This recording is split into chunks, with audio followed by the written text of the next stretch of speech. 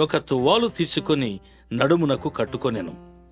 అంతట పళ్ళెములో నీళ్లు పోసి శిష్యుల పాదములు కడుగుటకును తాను కట్టుకుని ఉన్న తువ్వాలుతో తుడుచుటకును మొదలుపెట్టెను.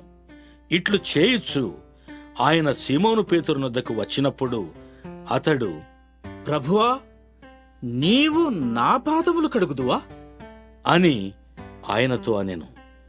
అందుకు యేసు, నేను చేయుచున్నది ఇప్పుడు నీకు తెలియదు గాని ఇక మీదట తెలుసుకొందువు అని అతనితో చెప్పగా, పేతురు నీవెన్నడునూ నా పాదములు కడుగరాదు అని ఆయనతో అనెను.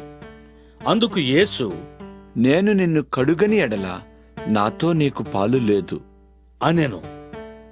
సీమోను పేతురు, ప్రభువా, నా పాదములు మాత్రమే కాక నా చేతులు, నా తల కూడా కడుగుము అని ఆయనతో